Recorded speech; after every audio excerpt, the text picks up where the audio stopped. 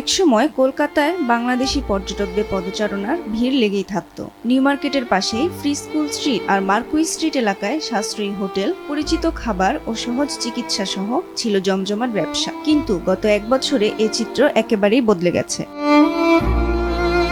গেল বছর ঢাকার রাজনৈতিক অস্থিরতা আর আওয়ামী লীগ সরকারের পতনের পর বাংলাদেশ থেকে পর্যটক আসা প্রায় বন্ধ। টাইমস অফ ইন্ডিয়ার দেয়া এক তথ্য বলছে, এক বছরে এই এলাকার ক্ষতির পরিমাণ পেরিয়েছে প্রায় 1000 কোটি রুপি, যার প্রভাব পড়েছে পুরো এলাকার ব্যবসায়। বাংলাদেশি পর্যটক না পাওয়ায় কলকাতার hotel, travel agency, money exchange, restaurant সহ একটার পর একটা দোকান বন্ধ হয়ে যাচ্ছে। বিভিন্ন ব্যবসায়ী সংগঠনের হিসাবে গত এক বছরে মিনি বাংলাদেশ এলাকায় লোকসান হয়েছে 1000 কোটি রুপির বেশি। কেউ কেউ বলছেন প্রকৃত ক্ষতি এর চেয়েও বড়।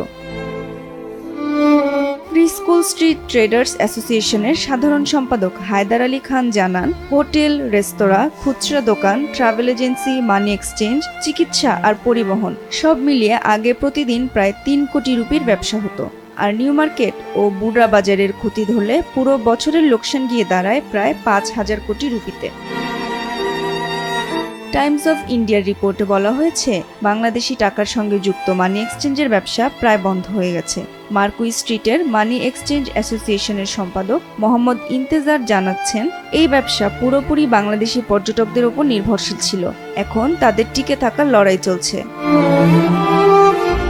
রেস্তোরাঁর মালিক এনসি ভৌমিক বলেন, ব্যবসা এখন আগের প্রায় 20%-ও কম। এইভাবে কতদিন চালানো যাবে সেটা নিয়ে তারা নিজেরাও নিশ্চিত না। আর শুধু বড় ব্যবসায়ী নয়, ক্ষতি হয়েছে ক্ষুদ্র ব্যবসায়ীদেরও।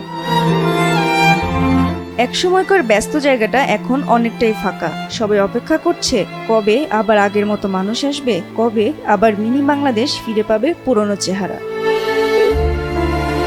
মাহজাবিন নাফিসা, দেশ টিভি।